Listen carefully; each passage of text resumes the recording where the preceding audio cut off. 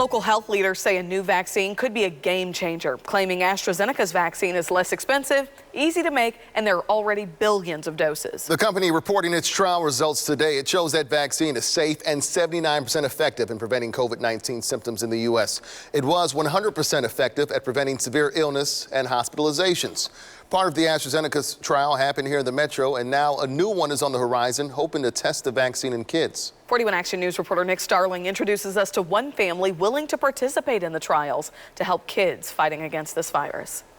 It's a mission to get back to normal for Peggy Tuttle and her 12-year-old daughter, Caroline. We want the pandemic over, so the only way to, everybody knew that the only way to make that happen is to get as many people vaccinated. Peggy participated in a local AstraZeneca vaccine trial last year. Of course there's a risk, but if you're healthy, you should step up and take that risk. It's a risk Caroline wants to take too, so kids her age can get the vaccine. I want to be part of the trial because I want to help the world get back to where it was before. It's a world that's changed a lot, especially for this age group. I've been a little more stressed about school and stuff because I went to a new school this year and I didn't really know a lot about the teachers and stuff. And not being able to see my friends and hang out with them has been kind of hard too. Her mom is proud of her daughter, wanting to step up and be part of the solution. Since we have so many successes with so many adults being vaccinated, there's no reason to fear putting it, into a child system. Helping provide research to defeat this virus and bring a sense of normalcy to everybody of all ages. It would be really nice to get them their childhood back. Go to my friend's house and be more be able to go to my sports without having to take a lot of caution. Reporting in Prairie Village, Nick Starling, 41 Action News. So much we miss as life as we knew it is no longer, right? While vaccine trials on children have started nationally, Children's Mercy working on its own trial. Details have not yet been announced, but it's one Caroline hopes to be a part of. Kansas moved to phase 3 and 4 of its vaccine distribution plan today, but we know there are some of you still in phases 1 and 2 who have yet to be vaccinated.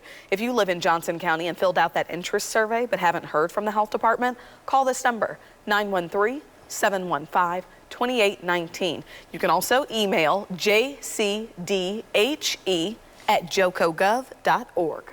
We're working hard to bring you answers to all the questions you have about the vaccine and keep you updated on vaccine clinics around the metro. You can find all of this information at kshb.com. A malware attack is shutting down Park Hill schools for a second day. The district canceling its classes for tomorrow on what was supposed to be its first week of back to in-person learning. The district found out about the cybersecurity attack on Sunday. In a letter sent to parents, school leaders say the technology team is making progress, but it's taking time to get everything operating. Leaders are still going through what information may have been impacted. A new complaint filed today claims Overland Park's police chief knowingly filed a false report. The mom of a 17-year-old boy who was shot and killed by a police officer filed that complaint against police chief Frank Donchez. The I-Team's Andy Alcock has details and reaction. Responding to a welfare check on 17-year-old John Albers, then Overland Park police officer Clayton Jennison fatally shot the teen as he was backing out of the garage in the family minivan. After an investigation, Jennison was not charged with a crime.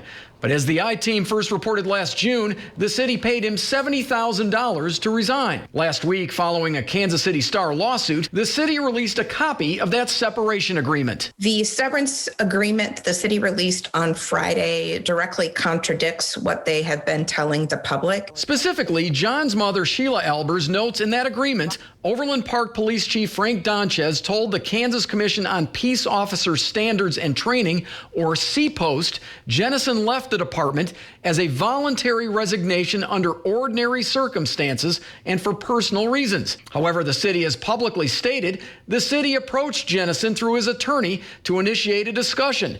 Ultimately, the terms were mutually negotiated. There was nothing voluntary about his resignation. He was encouraged to resign, in fact, approached to resign. For that reason, Sheila Albers filed a complaint with CPOST against Chief Frank Donchez. In the complaint, Albers writes, Chief Donchez's behavior is egregious.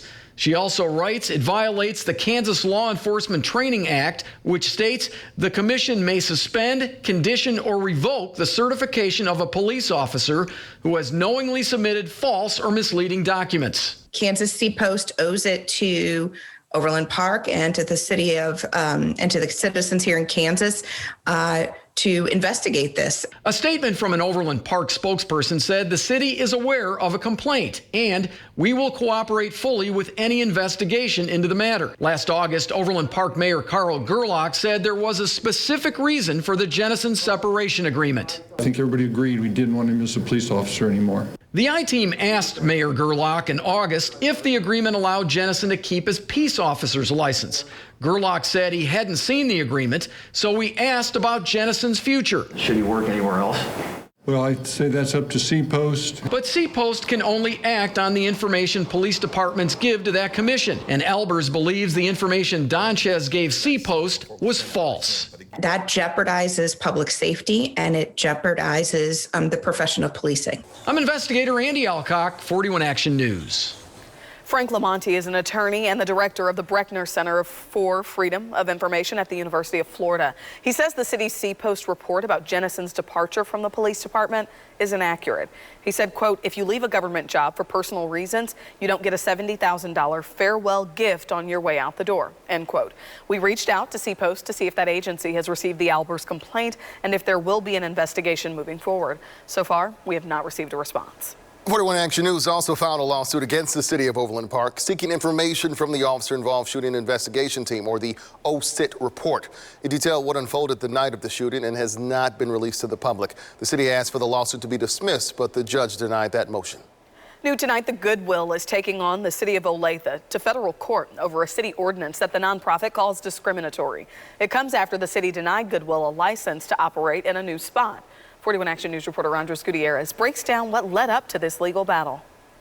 After searching for nearly 2 years, Goodwill in Olathe signed a lease for a new spot at 135th and Broham Drive, but the deal was only in paper. We didn't think for a second that we want to be able to just move literally right down the street from where we had been operating for 19 years. A city law limits bail bonds companies, pawn shops, payday and title loans, and thrift stores from being within 200 feet of a residential neighborhood or within a mile of a similar business. And when the city did the changes in 2016, the Goodwill as well as the thrift store right across the street were both grandfathered in. To lump in charitable and nonprofit organizations in with other adult type businesses, to me, just does not make any sense whatsoever, because we're trying to be of service to the community. At the end of the day, we have third-party resellers that constantly come to our stores every day, single mothers, families, professionals. They donate and shop.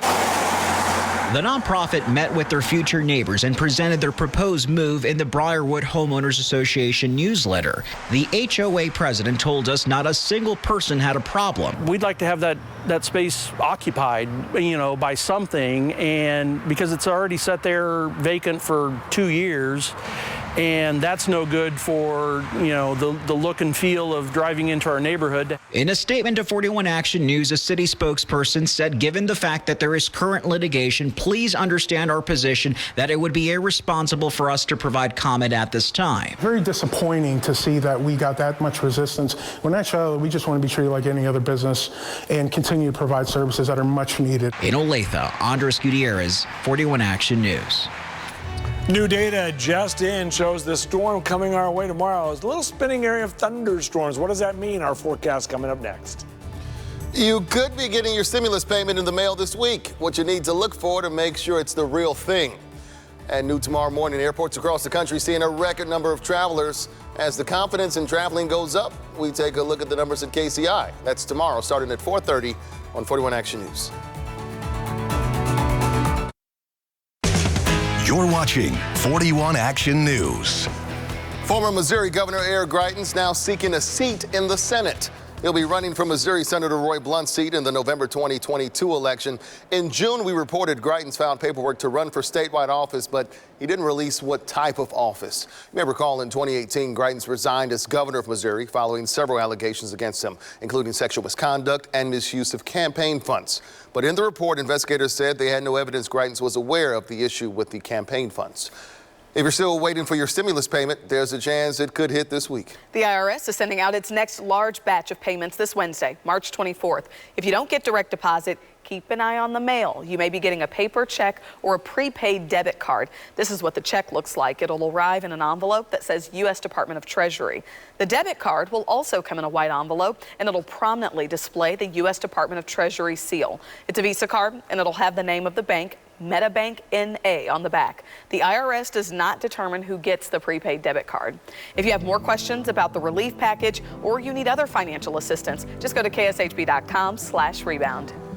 You know, as evidenced last week, severe weather can strike any time, as we saw, with a twister spinning through portions of Johnson County. And more storms have already moved into the metro, but there's still plenty you can do right now to make sure you're prepared for the rest of the severe weather season.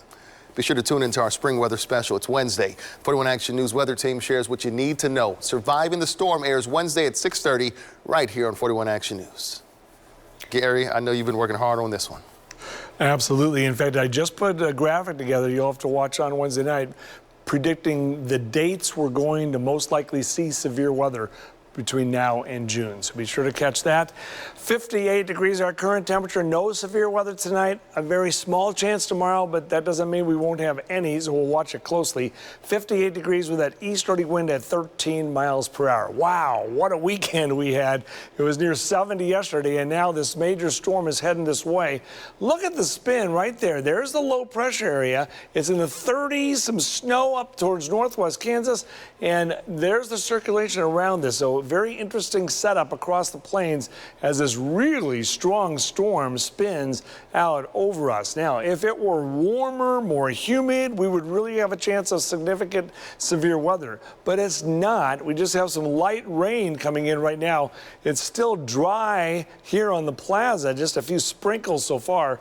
The rain extends from around, the 435 loop on the west side all the way back to Manhattan and then down into Oklahoma and Texas, where the thunderstorms are much stronger. Some severe weather down here around Dallas, Texas to southeastern sections of Oklahoma.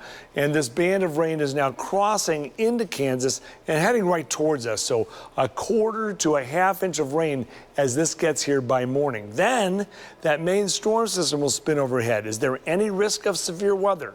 We'll be showing you this through the spring. Severe weather risks go from level 1 to level 5. And there's a level 2 risk tonight across eastern Texas where there's some severe weather. We have no risk here in Kansas City tonight. Tomorrow, the risk does go up to a level 1 risk northeast of Kansas City. It just depends on if it gets close to 60 degrees. Usually you need 70 or 75 or 80 to really get thunderstorms cranking. Last week, it was 49 or 50, and we had a tornado, extremely unusual. So this weather pattern has already produced that, so we'll watch it closely. A level 1 risk means a few thunderstorms possible, severe is unlikely, and tornadoes none expected, but you can never say none, as we saw last week. Later this spring, those risks will likely be higher, and we will bring that to you and explain more. So if there was anything tomorrow, EF0 would be all it would likely be, so just minor damage, but I'm not expecting any tornadoes. Maybe the chance is about 1% at most. All right, so here's what's going on. There's the surface low right there in southern Kansas. As we get to 7 o'clock in the morning, Lindsay Anderson will be here tracking the first wave of rain that'll be lifting up to our north towards Des Moines. And then will new thunderstorms form around the center? Watch. Here's the brand new data. There's a twisting area of showers and thunderstorms rotating around. When they form this early in the morning, when it's only in the 50s, probably not severe. Maybe some very small hail and a little thunder and lightning. As you can see, that little twisting area comes right over us at noon to 1 o'clock and then lifts up to the north, and then maybe they become severe as we get to 3 o'clock in the afternoon and out of our viewing area moving up into Iowa. That's the latest data. After this storm goes by, let's look at Wednesday. Another storm. Look at that. This one's not quite as strong. Some severe weather is possible around Dallas again. For us, just some light rain around Wednesday. So an active week of weather We'll get back to some nicer weather probably by next week. Here is our forecast. Tomorrow morning, 52 degrees, that band of rain moving by, a little break, and then 10 a.m. to 3 p.m., that little twisting area of showers and thunderstorms comes across, about 58 degrees for the high temperature, and then 55 degrees at 6. In our 7-day forecast, 47 with the 60% chance of that rain again Wednesday evening, 52 degrees on Thursday, 58 Friday, 65 Saturday, maybe a little cooler Sunday. Early next week, we're seeing another good chance that it could be near 70 degrees. So tomorrow, windy, we'll monitor it closely. Once again, just a level 1, barely. And Kansas City's not even in